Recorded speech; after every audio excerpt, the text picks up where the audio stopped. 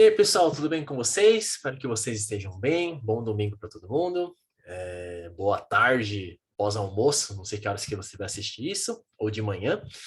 Mas vamos para o nosso, continuar o nosso panorama. E a gente chegou no livro de Atos. Foi uma jornada e tanto, hein? A gente caminhou bastante até aqui, graças a Deus. E Atos é um livro muito especial. Eu não sei se quando Lucas escreveu esse livro, ele tinha um entendimento que ia ser um livro tão especial assim, principalmente a maneira como ele escreve, porque ele vai contar uma história muito bonita, né? Mas antes de começar, então, eu vou começar com uma oração para nós, tá bom? Pai querido, muito obrigado, Senhor, por esse dia. Nós agradecemos pelo teu amor, nós agradecemos porque o Senhor é bom e agradecemos porque o Senhor nunca nos abandonou, Pai.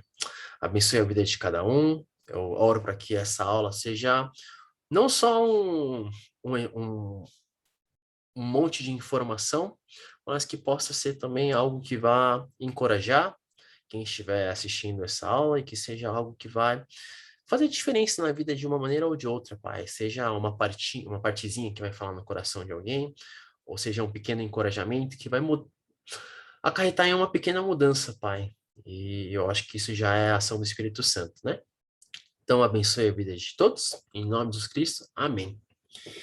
Então, vamos lá, pessoal. A gente está no nosso livro de Atos. Aqui está o nosso slide. Desculpa, porque eu estou no computador da minha mãe. O meu computador quebrou. Então, eu sei que a gente fez vários cursos de como deixar os slides bonitinhos, mas o computador da minha mãe é um pouquinho mais limitado, tá? Então, a gente chegou no livro de Atos. Então, acho que como o Gi já falou, Atos é um livro muito especial, por quê? Porque é o único livro que vai nos contar a história depois dos evangelhos, né? Depois da ressurreição de Cristo. Então, normalmente, os evangelhos, nós temos 4 evangelhos, né? Vai falar até a morte e ressurreição de Cristo. Mas Atos, que é a continuação do livro de Lucas, ele vai falar o depois. E isso é muito importante para nós, porque vai nos mostrar como que os discípulos agiam depois da ida de Cristo. Isso nos encoraja, por quê? Porque nós estamos praticamente vivendo nas mesmas condições que essa galera, que é onde Cristo já não está mais em carne e osso, mas vivemos dirigidos pelo Espírito Santo, tá bom? Então, prestem muita atenção, porque é muito bonito esse livro. A gente já estudou um pouquinho mais aprofundado, capítulo a capítulo. Então, hoje eu vou dar um apanhado mais geral, uma visão mais panorâmica para te encorajar a ler um pouquinho mais a Bíblia, tá? Então, as informações de autoria, né? Então, a gente sabe que o autor é Lucas, o médico, o que caminhou, que escreveu o terceiro evangelho, né? E a data mais ou menos escrita é de 63 depois de Cristo ou 70.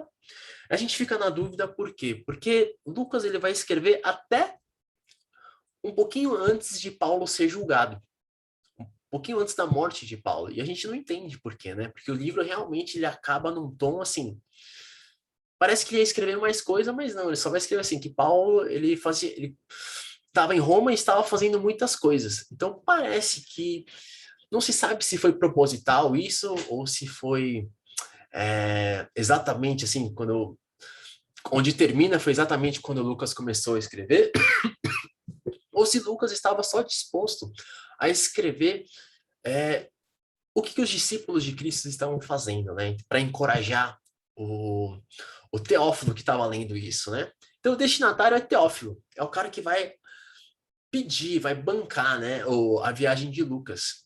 Então, ele vai falar assim, ó, Lucas, vai lá com a galera, viaje junto com eles e me escreve tudo o que esse cara chamado Jesus Cristo está fazendo, o que ele fez, e me fala tudo o que os seguidores dessa galera, desse Jesus Cristo está fazendo também, porque eu quero saber, porque me parece que ele realmente é o Messias. Então, vou te dar a função, Lucas, de escrever tudo o que está acontecendo para você me reportar depois, né? Então, um propósito da carta, do livro de Atos, né, carta, né? Do livro de Atos é contar uma história. Assim como Lucas contou a história enquanto Cristo estava aqui, ele foi copilando várias informações, foi perguntando. Lucas ele vai compilar também o que os discípulos estão fazendo depois da ascensão de Cristo, né? Então, vai ser uma história. O propósito desse livro é contar a história do que os discípulos estão fazendo. Então, olha só, o mapa de Atos, tá?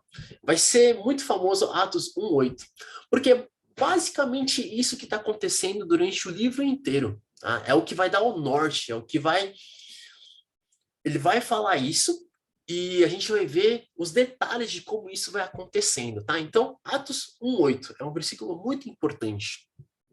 Então, Cristo falando assim, ó, mas receberão poder quando o Espírito Santo descer sobre vocês e serão minhas testemunhas em Jerusalém, em toda a Judéia e Samaria e até os confins da terra.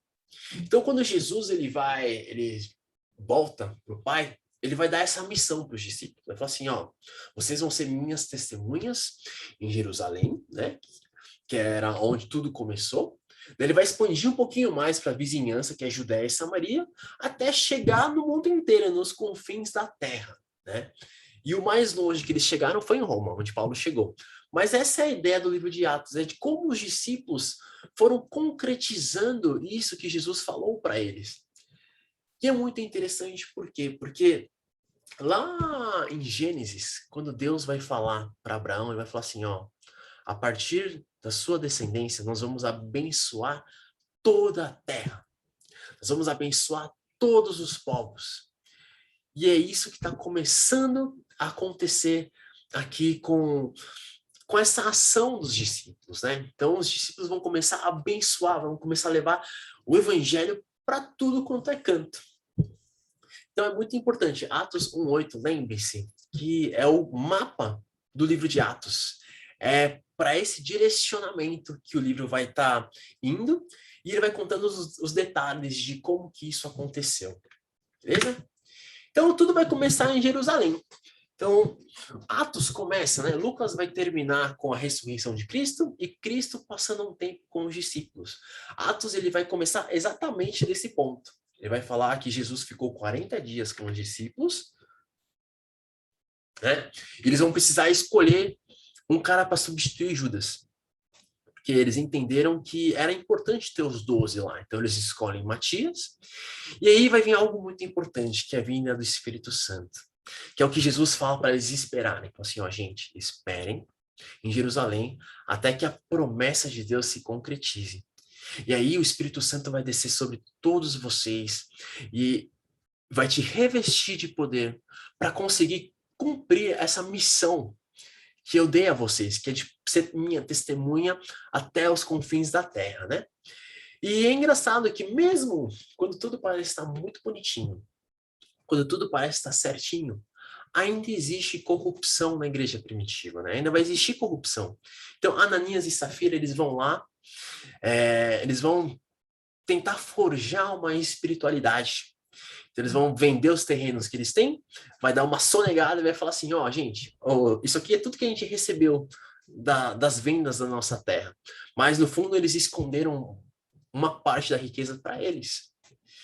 E é muito interessante do porquê que se tudo estava indo tão bem, por que ainda tem esses probleminhas, né? Essa corrupção do coração humano? Eu não sei explicar exatamente por quê, mas eu sei que está lá presente. Então, gente, problema sempre vai existir. Mesmo que tudo esteja bonitinho no papel, mesmo que tudo esteja perfeitinho, sempre vai ter algum probleminha. Então, se não tem problema algum, gente, desconfie, fiquem preocupados, porque problema sempre acontece, tá? Porque o coração do homem, apesar de ser transformado por Cristo, apesar de estar nesse processo de transformação, ele ainda tem relapsos, né? Ainda tem pessoas que preferem ouvir o coração enganoso do que o Espírito Santo. Então, gente, mesmo na igreja primitiva, né, em Atos 2, onde todo mundo repartia, onde tudo era lindo e maravilhoso, existiam sim pessoas que faziam coisas que Deus se desagradava. E o mais legal é que aqui Deus é quem julga o coração dessas pessoas. Então os discípulos não precisaram fazer absolutamente nada. Eles apenas questionaram. Mas quem que lidou com tudo isso foi Deus, tá? E olha só que interessante. Então, o Pentecostes é uma coisa muito importante para nós. Deixa eu só aqui tentar dar uma abaixada na barra aqui. Mas o Pentecostes a gente associa muito com a descida do Espírito Santo, né? Mas, na verdade, o Pentecostes era uma festa, era a festa da primeira colheita, onde todos os cristãos não, todos os judeus iam para Jerusalém para as festas, para agradecer a Deus pela boa colheita que estava acontecendo, né? Mas é aí que acontece algo muito interessante. Olha só, eu vou ler para nós, né? De repente, veio do céu um som como de um vento muito forte e encheu toda a casa na qual estavam assentados. E viram que parecia línguas de fogo que se separaram e pousaram sobre cada um deles. Todos ficaram cheios do Espírito Santo e começaram a falar em outras línguas, conforme o Espírito os capacitava.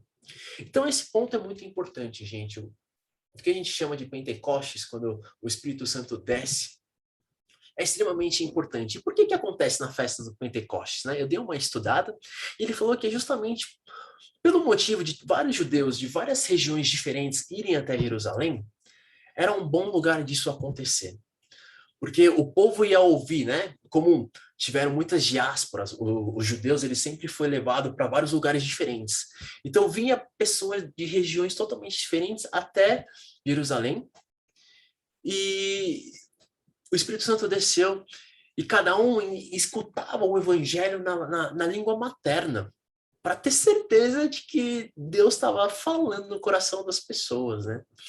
E não só isso, é importante esse símbolo do fogo e sobre cada pessoa, por quê? Porque o Antigo Testamento ele vai falar na época do tabernáculo, depois que o povo consagra o tabernáculo e acontece tudo o que aconteceu, a presença de Deus era simbolizada pelo fogo que ficava, que andava junto com o acampamento, né? E isso mostra que agora nós não dependemos mais do tabernáculo, nós não dependemos mais do templo, mas que cada um de nós se torna o templo do Senhor. E a presença de Deus está agora em cada um de nós. Isso é uma virada de chave muito grande, porque se antes, quando a mulher samaritana, né, perguntava a Jesus, onde é o lugar certo de adorar? Jesus falou assim, cara, vai chegar uma hora que o importante não é o local, mas é adorar em, em verdade, né? E é isso que vai começar a acontecer. Então, essa ideia de que Deus habitava só no templo, só no tabernáculo, só em alguns lugares, muda.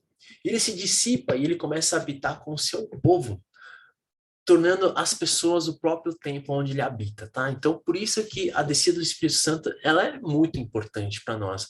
É um evento grandioso, é um evento onde nós não podemos encarar com pouca importância, tá? Porque é quando, de fato, nós entendemos que o Espírito Santo agora vive, habita dentro de nós. E é o Espírito Santo que vai nos capacitar, que vai nos vai revestir de poder para sermos testemunhas de Cristo para todo lugar que nós formos, tá? Então, acontece o Pentecostes e depois o pessoal lá tá animado. E eles vão começar a pregar o evangelho para tudo quanto é canto em Jerusalém. Eles vão começar a realizar alguns milagres e os judeus vão ficar com inveja, eles vão falar assim, meu, o que esse povo está fazendo aí? Por que eles estão falando desse Jesus que ressuscitou e que ele é o Messias? Ele não é o Messias, não. E eles vão começar a perseguir os apóstolos. Só que o problema é o seguinte, que os apóstolos eles estão fazendo algo que pelas forças humanas é impossível de ser feito, né? Até um sacerdote vai falar assim, ó, gente, não adianta a gente ficar correndo atrás dessas pessoas, porque se for de mãos humanas, isso vai morrer rápido, como todos os outros movimentos morreram. Mas se isso de fato vem de Deus, não tem o que nós fazermos. E spoiler da história, Deus, a gente continua ouvindo a história de Deus até hoje, né? Então, de fato, era algo que era obra de Deus, que Deus estava por trás. E mais uma vez, olha que interessante. Parece que tudo está sendo mil maravilhas, né? E aí, começa a ter alguns problemas. Os judeus começam até brigam entre eles. Ele falou assim, ó, vocês estão dando prioridade para algumas viúvas e para outras viúvas vocês estão negligenciando, vocês não estão mais tomando conta. Daí a pergunta que fica é por quê? Quando nós temos o Espírito Santo, quando nós estamos na presença de Deus, não deveria tudo dar certo? Não deveria todo mundo ter o coração disposto a compartilhar, o coração disposto a se importar com todo mundo? Eu acho que não é bem por aí que acontece. Eu acho que o Espírito Santo não é que ele vai tirar todos os problemas de nossas vidas, mas ele vai nos ajudar a resolver todos os problemas. Ele vai nos ajudar, vai nos dar sabedoria em como lidar com as situações, quando as situações parecem ser injustas. E aí que ele vai ter a escolha dos 7 homens, né? Então, a igreja vai começar a brigar entre si, e Pedro vai falar assim, ó, gente, nós não temos tempo para ficar lidando com essa burocracia. Nós, discípulos, apóstolos, nós temos que pregar o evangelho, e esse é o nosso papel principal.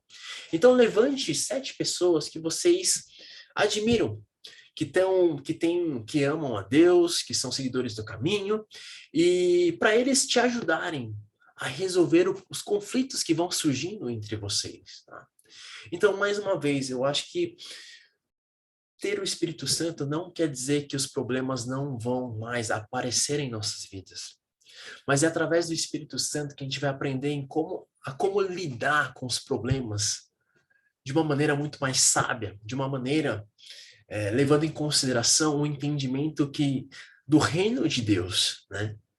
Então, isso é muito importante, gente. Lembre-se que uma igreja que é muito temente ao Senhor não é aquela igreja que não tem problemas, mas é aquela igreja que, quando surge o problema, ela se ajoelha, ela ora e pergunta para Deus como resolver os problemas.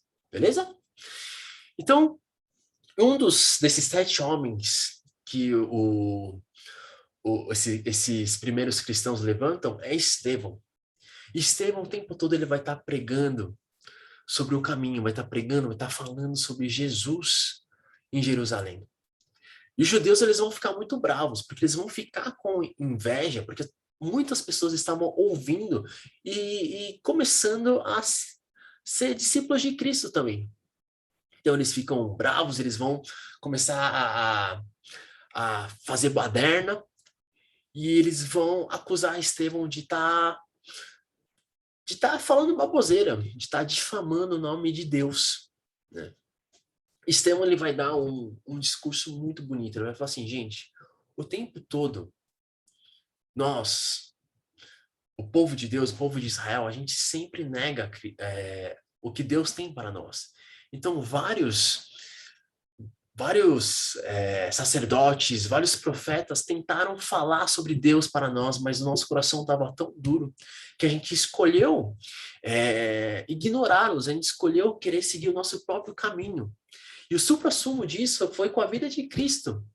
Quando Cristo veio para trazer esperança para toda a humanidade, o que os judeus fizeram? Foram lá e crucificaram o próprio Cristo. E isso deixa os líderes judeus, né, os fariseus, os saduceus, eles ficam extremamente bravos com essa informação. Ele falou assim, não, tá difamando o nome de Deus. A gente precisa dar um jeito nesse cara. Eles vão lá e vão apedrejar Estevão até a morte dele. E aí que vai começar a primeira perseguição dos cristãos, dos seguidores de Cristo. Eles vão dispersar. Eles vão começar a ir para vários lugares diferentes, porque eles já não conseguem mais ficar em Jerusalém. E é engraçado como Deus faz as coisas, né? Por quê? Porque algo que parecia extremamente ruim, algo que parecia,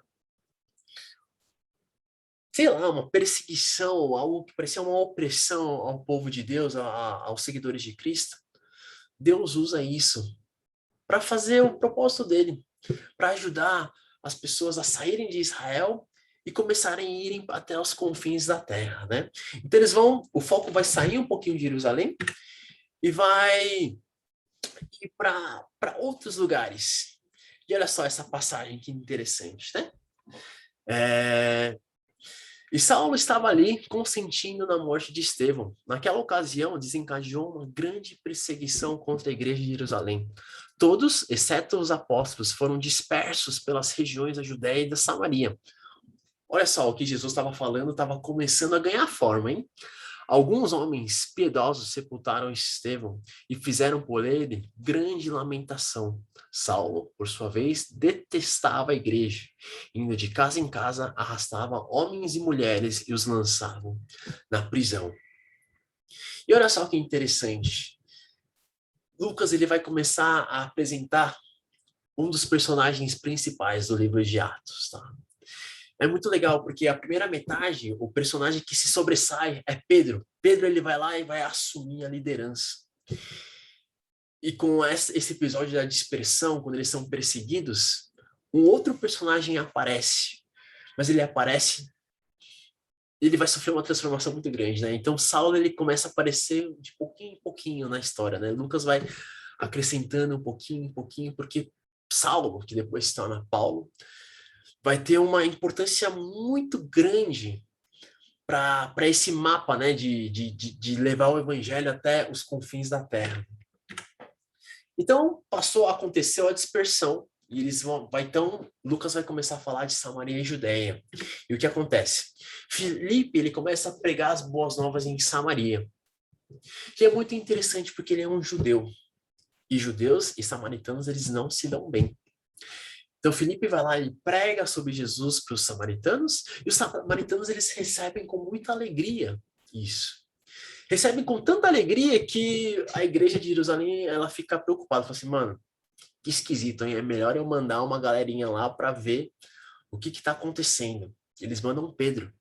E Pedro, de fato, ele olha e vê, não, de fato, eles acreditaram na mensagem, eles acreditaram, eles se tornaram seguidores do caminho. E não só isso, como uma prova maior de que os samaritanos também estavam de pé de igualdade com esses judeus que tiveram contato com Cristo, o Espírito Santo desce sobre eles também. E se Pedro tinha alguma dúvida, agora ele tem dúvida mais alguma. Porque o que aconteceu com os judeus lá em Jerusalém, agora acontece com os samaritanos também. E isso é maravilhoso. E a própria igreja de Jerusalém começa a entender, fala, nossa, isso é muito maior do que a gente estava, do que nós achávamos do que era, né? Então, se algo era só para os judeus, agora os samaritanos estão começando a ser seguidores do caminho, e eles se alegravam com tudo isso, né? E Filipe, ele continua pregando, ele vai pregar até para um gentil, que é o eunuco etíope. Ele vai falar de Cristo para essa pessoa, e essa pessoa vai aceitar. Então, coisas que não eram normais começam a acontecer, e é muito interessante como a igreja vai começando a lidar, porque à medida, o pastor Ziel, ele sempre fala uma coisa muito legal, ele fala assim, à medida que a igreja, né, ela invade as trevas, problemas internos na igreja começam a aparecer. E problemas internos na igreja começam a aparecer mesmo, né? Então, ele vai pular um pouquinho e vai contar de como Saulo se encontra com Cristo, né? Enquanto Samaria e Judéia estava começando o evangelho estava começando a ser pregado nesses lugares. Paulo, ele vai lá e fala assim, ele pede pro Sinédrio, ele fala assim, ó, gente, eu preciso de uma autorização, porque eu quero ir lá até Damasco para prender esses caras de pau, para prender essas pessoas que estão deturpando as leis de Moisés. E até que então Saulo tem um encontro com Cristo, né? Em sua viagem, quando se aproximava de Damasco, de repente brilhou ao seu redor uma luz vinda do céu. Ele caiu por terra e ouviu uma voz que lhe dizia, Saulo, Saulo, por que você me persegue? Saulo perguntou, quem és tu, Senhor? Ele respondeu, eu sou Jesus, a quem você persegue. Levante-se, entre na cidade e alguém lhe dirá o que você vai fazer. E é muito curioso, foi o que eu falei um pouquinho no culto de hoje, é muito curioso como a vida de Saulo é transformada da água para o vinho. A vida de Saulo é transformada para a vida de Paulo. Então, se alguém que estava disposto a percorrer quilômetros para prender os seguidores de Cristo, depois dessa transformação de vida, ele está disposto a caminhar quilômetros para ser preso em nome de Cristo. E é uma mudança muito grande que acontece na vida de Paulo. E esse cara, ele é incluído aqui, meio jogado no meio do nada, a gente não entende por quê. Até que Lucas ele vai continuar escrevendo e a gente vai ver que Paulo tem um papel muito importante no livro de Atos. Então não só isso acontece, daí vai voltar ao normal, então parece que a história de Paulo é uma história meio cortada, mas depois ele vai voltar a falar desse mapa de Atos, né, que vai começar para Samaria, para Judeia, até os confins da terra. E algo muito interessante, muito excepcional acontece, que é a conversão de Cornélio. Cornélio, ele era um comandante romano, então ele era considerado um gentil. E até então, para os judeus, um gentil, para se relacionar com um gentil era algo muito difícil. Primeiro que os gentios, eles faziam muitas coisas que os judeus consideravam impuros, e não só isso, esses gentios, eles serviam a César, né? Principalmente Cornélio, ele servia a César, que ia total contra o que eles acreditavam que o único rei era Deus, né? Então, era o povo que estava oprimindo o povo de Deus e os judeus odiavam isso, eles não gostavam. E até que acontece a conversão na casa de Cornélio, né? Então, Atos 10 vai falar: vocês sabem muito bem que é contra a nossa lei um judeu associar-se a um gentil ou mesmo visitá-lo. Mas Deus me mostrou que não deveria chamar impuro ou imundo a homem nenhum.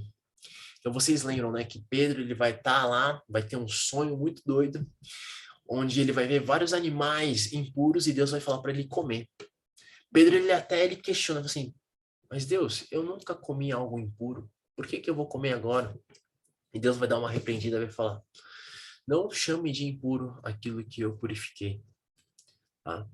Então Pedro vai entender, assim, nossa, se para nós os gentios eram nossos inimigos, se para os samaritanos até que era meio irmão, dá para tolerar, mas os gentios, aí é outra história. Mas Deus vai falar assim: não, não, não, não, não. Não é assim que funciona. Não chame de impuro aquilo que eu purifiquei. Então o evangelho é para todos. Vocês vão abençoar a todos. Então algo incrível começa a acontecer. Muitos gentios começam a se converter.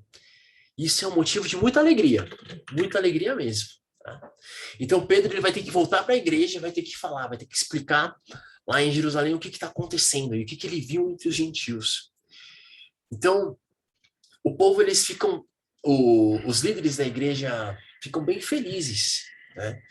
E não só isso acontece, não só Pedro presencia, mas várias outras, por causa da dispersão e porque o pessoal estava tão animado para falar sobre o caminho, que muitos outros gentios foram se convertendo. E vai surgindo a igreja em lugares diferentes. E Antioquia é um lugar onde surge uma igreja muito forte. Ela praticamente serve como uma base missionária que Paulo vai usar para pegar o evangelho em vários lugares, né? Então, Herodes vai morrer e o evangelho vai começar a crescer. Então, Lucas vai relatar assim, cara, que depois da partida de Cristo, né? E, logicamente, pelo raciocínio humano, e muitas vezes isso acontece, né? Quando o líder vai embora, parece que a empresa, o movimento, ele murcha. Mas aqui acontece algo totalmente diferente. Então, Cristo vai embora, o Espírito Santo desce e reveste todo mundo com poder. E todo mundo fica tão animado, e eles vão pregando o evangelho assim, eles vão sofrendo perseguição, eles vão sendo expulsos de lugares, vão ser obrigados a se mudarem, mas a primeira coisa que eles fazem é pregar o evangelho para onde quer que eles estão, assim. Então essa é a história do povo de Deus, do povo, dos seguidores de Cristo, quando eles entenderam verdadeiramente que Cristo era o Filho de Deus, né? Então vai acontecer as viagens missionárias. Paulo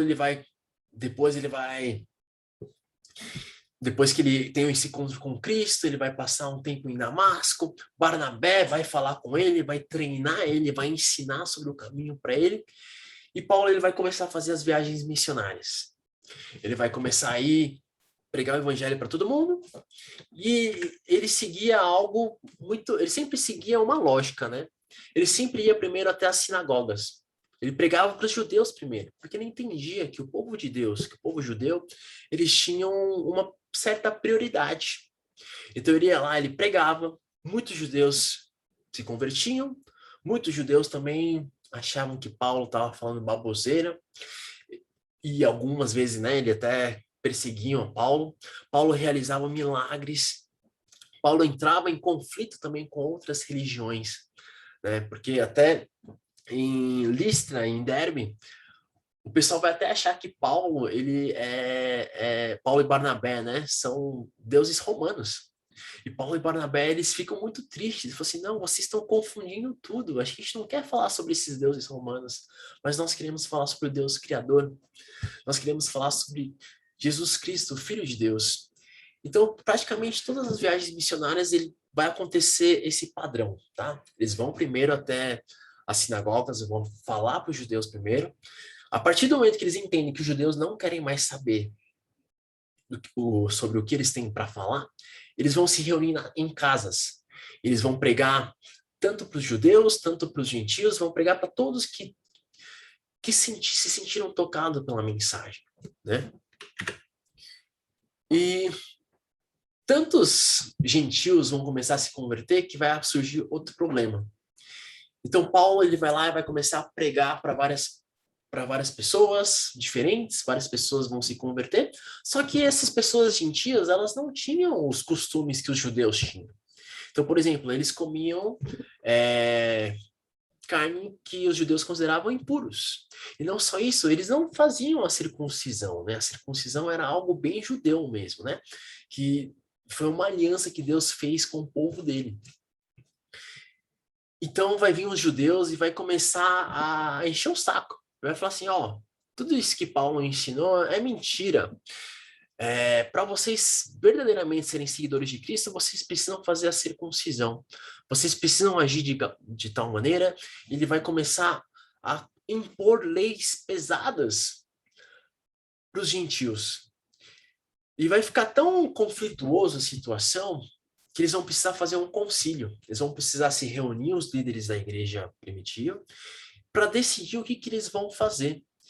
E o Espírito Santo vai guiando. Eu acho isso muito bonito, porque os conflitos sempre vão aparecer, gente. Não achem que os conflitos, uma hora, vão cessar. Talvez quando Cristo voltar, vão cessar sim.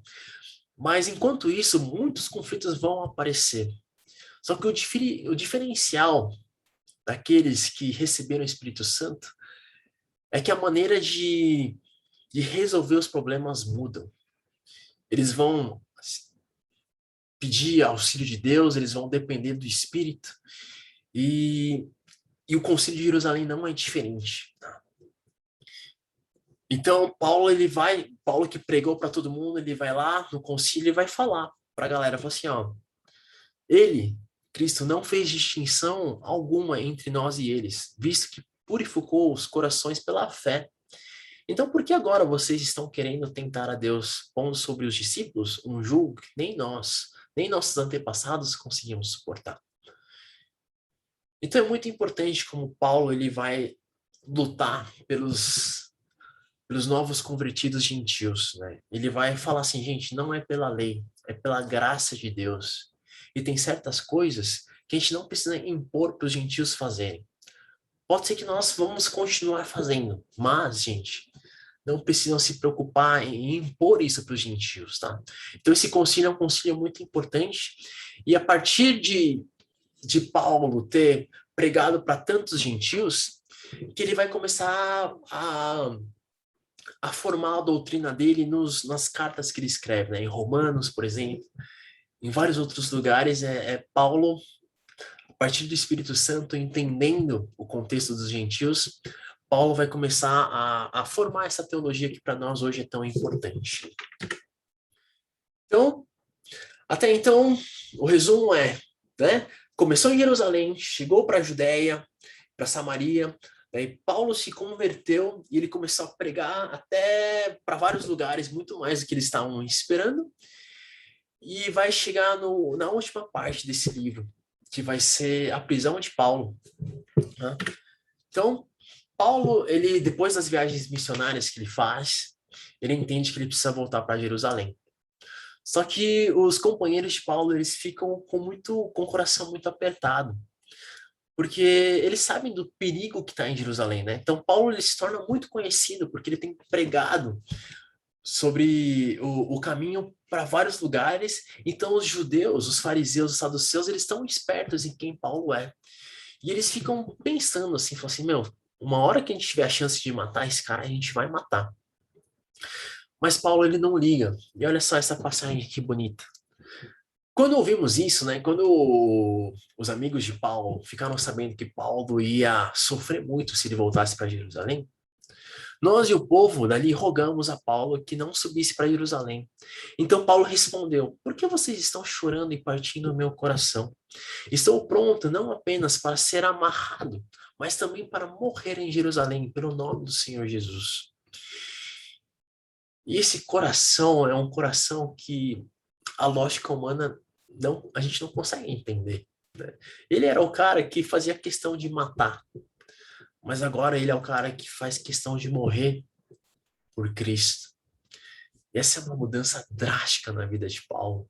E essa é a mudança que acontece em nossas vidas também quando nós nos deixamos ser guiados pelo Espírito Santo. Então Paulo ele volta, então os judeus já ficam espertos, né? Os líderes da igreja até vai tentar fazer uma manobra com Paulo. Fala assim, ó, Paulo, os judeus aqui, eles estão achando que você está deturpando toda a lei de Moisés. Vai lá, faz o ritual de purificação, para mostrar para eles que não é isso. Nós sabemos que não, você não está aqui para anular a lei de Moisés, mas você está aqui para falar de Cristo. Então vai lá, participa dos rituais para mostrar para eles que você ainda respeita a lei de Moisés, né? Você não está deturpando. Então, mas mesmo assim, quando ele vai fazer, Paulo vai obedecer, vai fazer tudo isso, mas ele vai ser pego pelos judeus, pelos fariseus, e ele vai ser julgado, né? Então, o Sinédrio vai lá e vai começar a dar porrada em Paulo, vai começar a maltratar Paulo, até que a Pax Romana, né, começa a ser infringida. Então os soldados romanos vão lá e aparecem e falam assim, mano, o que está acontecendo aqui? O que é essa baderna? Paulo vai explicar a situação, Paulo vai se falar que ele vai dizer que ele é um cidadão romano. Então, um cidadão romano, gente, ele tem uma... Eles são julgados perante a lei romana, tá? Então, se Paulo não fosse romano, então o próprio pessoal lá de Jerusalém poderia definir o que ia acontecer com ele. Mas como Paulo ele era romano, então as leis romanas se atribuíam a ele. Então essas leis de cidades menores Paulo não poderia ser julgado pelas essas leis menores.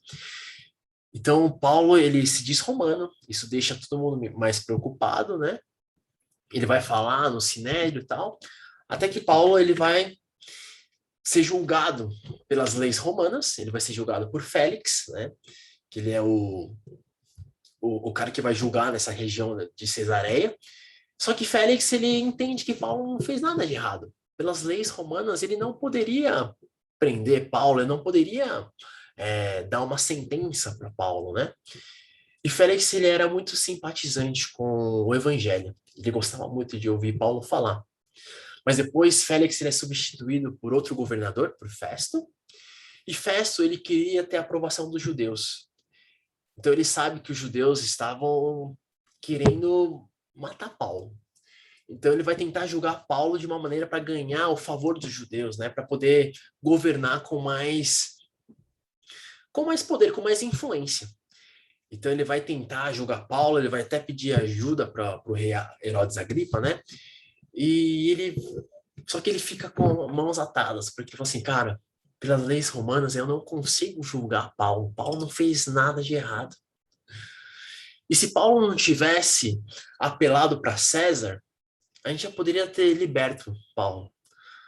Mas se ele apelou, agora a gente vai ter que seguir, né? Pela lei romana, ele tem esse direito, então ele vai ser julgado por César. Mas eu não vejo nada de errado com esse cara.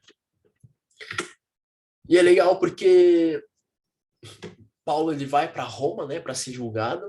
E é muito interessante, porque tudo isso faz parte. Deus usa para o propósito dele. né?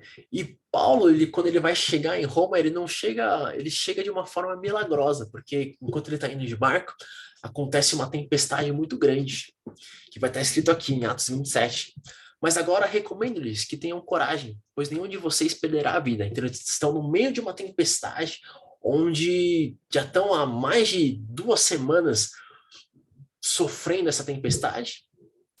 E Paulo vai falar isso, né? Para eles não terem, para eles terem coragem.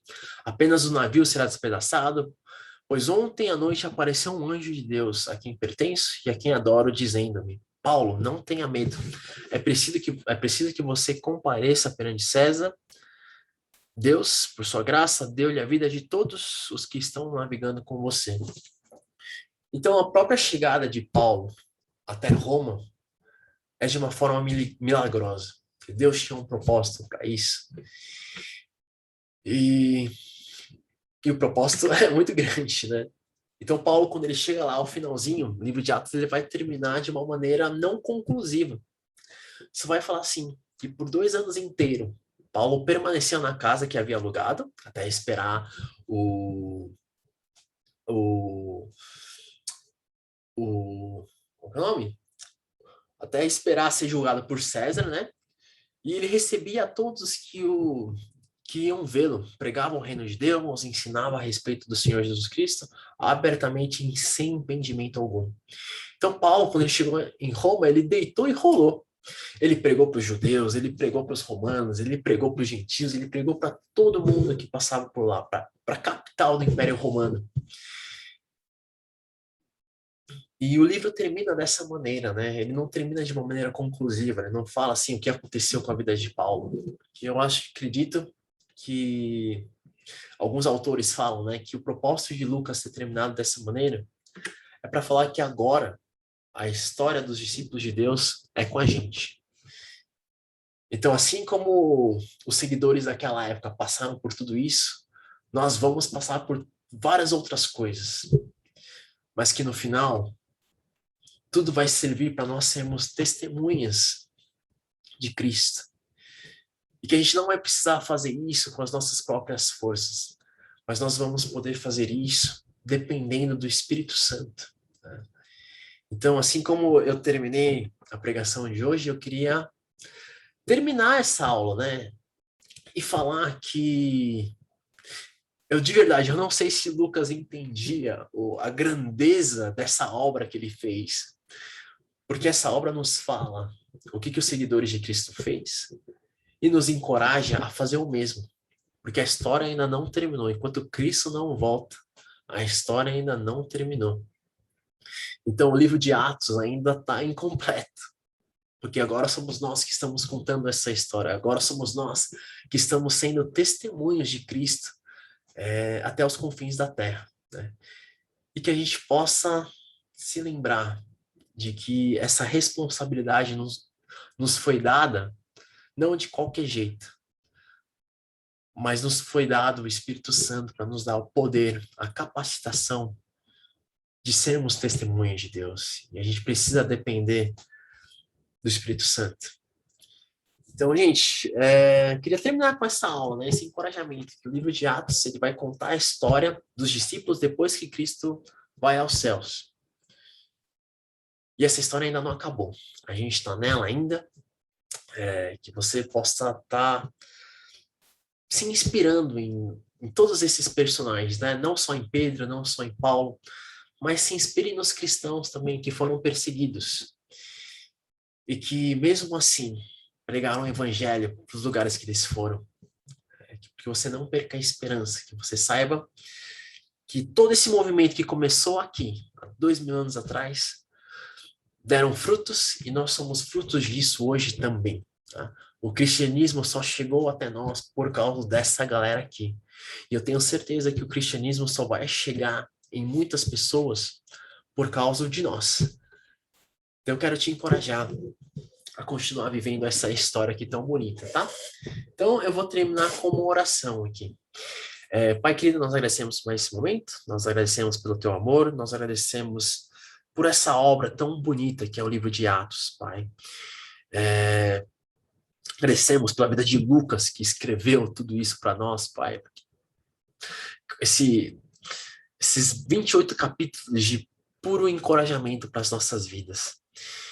E que essa história, Pai, possa continuar sendo nossa história, Deus, que a gente se lembre que podemos sim fazer a diferença, porque essa galera não tinha muito, só tinha ao Senhor, só tinha o Espírito Santo, e eles fizeram uma diferença enorme.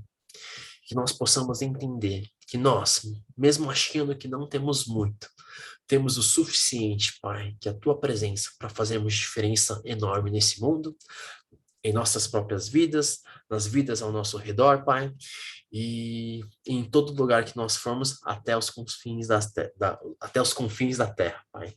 Muito obrigado por tudo. É isso que eu te peço e agradeço. Em nome de Jesus Cristo. Amém. E é isso, gente. Muito obrigado por tudo. Muito obrigado, Susan, por me fazer companhia nessa jornada. Imagina, foi um prazer. E até mais. Quer falar alguma coisa, Susan? Não, só falei muito obrigada, foi um prazer. Tá, muito obrigado. Tchau, tchau, gente. Até mais.